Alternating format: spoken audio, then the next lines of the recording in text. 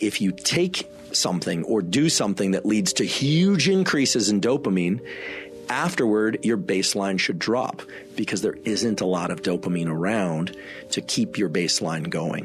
And so people feel pretty lousy, and many people make the mistake of then going and pursuing the dopamine evoking, the dopamine releasing activity or substance again, thinking mistakenly that it's going to bring up their baseline. It's going to give them that peak again. Not only does it not give them a peak, their baseline gets lower and lower because they're depleting dopamine more and more and more.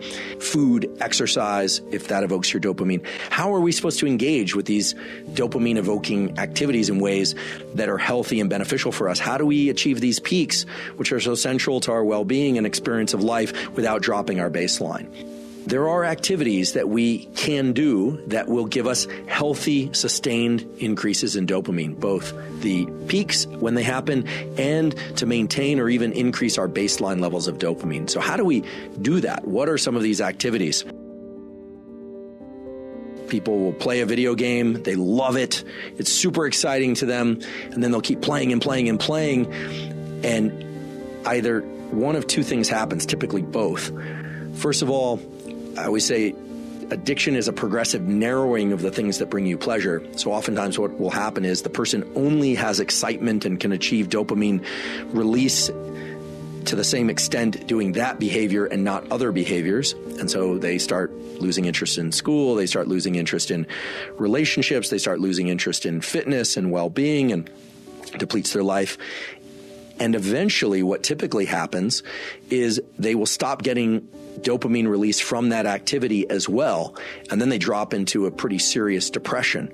There are activities that we can do that will give us healthy, sustained increases in dopamine, both the peaks when they happen and to maintain or even increase our baseline levels of dopamine. So how do we do that? What are some of these activities? In recent years, there's been a trend toward more people doing so-called cold exposure. In part, this was popularized by Wim Hof, the so-called Iceman, getting into cold showers, taking ice baths, exposing oneself to cold water of various kinds, can in fact increase our levels of dopamine as well as the neuromodulator norepinephrine. It's a really interesting study. They looked at people getting exposed to water that was warm, moderately cold, or very cold. It was 32 degrees Celsius, 20 degrees Celsius, or 14 degrees Celsius. What they looked at were the concentrations of things like epinephrine and dopamine and so on. And what they found was really interesting. First of all, upon getting into cold water, the changes in adrenaline and noradrenaline, epinephrine and norepinephrine, were immediate and fast, and these were huge increases. So that's the getting into the cold water that everybody experiences, these huge increases in adrenaline. But then what was interesting is they observed that dopamine levels started to rise somewhat slowly and then continued to rise and reach levels as high as 2.5 times above baseline. That's a remarkably high increase. Remember, if we go back to our examples of chocolate, sex, a doubling above baseline, nicotine, 2.5 times above baseline, cocaine, the increase in dopamine from cold water exposure of this kind was comparable to what one sees from cocaine, except in this case, it wasn't a rise and crash. It was actually a sustained rise in dopamine that took a very long time, up to 3 hours, to come back down to baseline, which is really remarkable. And I think this explains some of the positive mental and physical effects that people report subjectively after doing cold water exposure. And most people report feeling a heightened level of calm and focus after getting out of cold water. So cold water exposure turns out to be a very potent stimulus for shifting the entire milieu, the entire environment of our brain and body, and allowing many people to feel much, much better for a substantial period of time after getting out of the ice bath or cold water of any kind than they did before.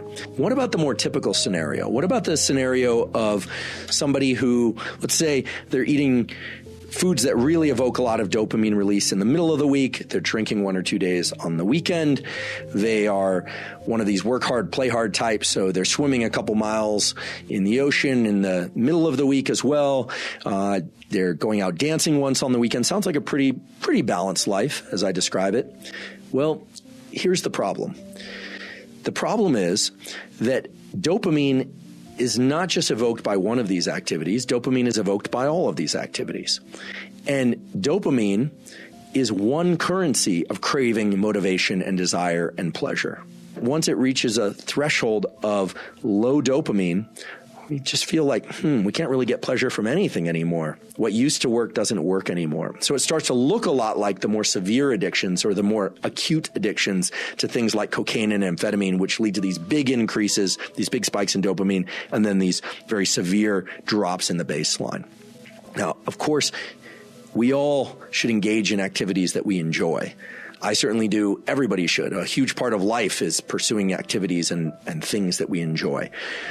The key thing is to understand this relationship between the peaks and the baseline and to understand how they influence one another. Because once you do that, you can start to make really good choices in the short run and in the long run to maintain your level of dopamine baseline.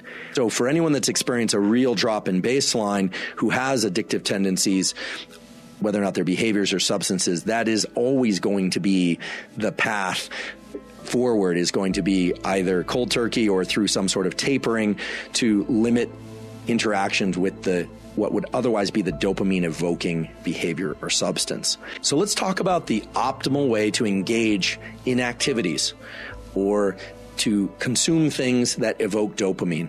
Some of the things on these lists of dopamine evoking activities are things like chocolate, coffee, even if it's indirect. Sex and reproduction, provided it's healthy, consensual, is central to our evolution and progression as a species. So food, exercise, if that evokes your dopamine, how are we supposed to engage with these dopamine evoking activities in ways that are healthy and beneficial for us? How do we achieve these peaks, which are so central to our well-being and experience of life, without dropping our baseline? And the key lies in intermittent release of dopamine. The real key is to not expect or chase high levels of dopamine release every time we engage in these activities. Intermittent reward schedules are the central schedule by which elusive partners or potential partners keep you texting and pursuing. Intermittent schedules are the way that the internet and social media and all highly engaging activities keep you motivated and pursuing.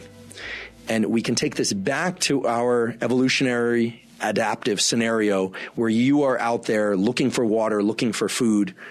Not every trail, not every pursuit, not every hunch about where the animals will be, where the food will be, where the berries will be. Not every single one of those played out.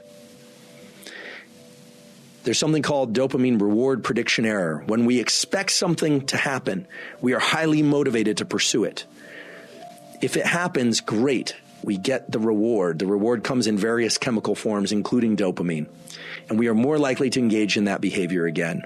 This is the basis of casino gambling. This is how they keep you going back again and again and again, even though on average, the house really does win.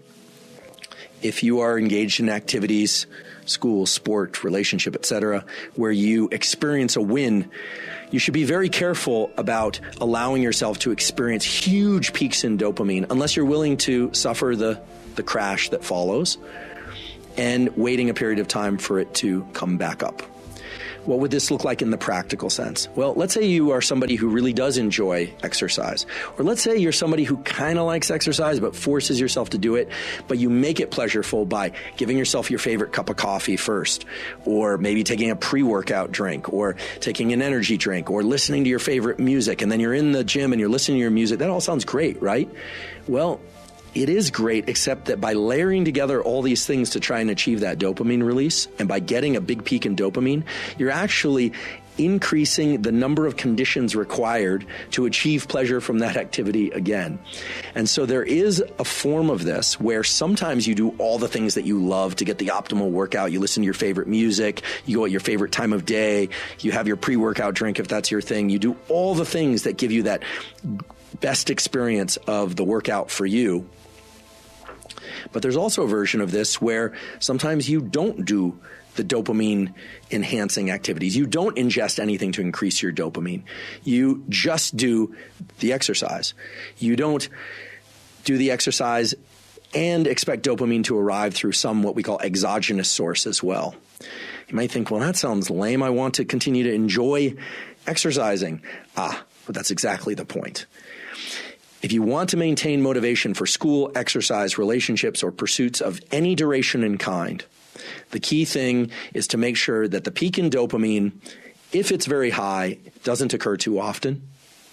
And if something does occur very often, that you vary how much dopamine you experience with each engagement in that activity.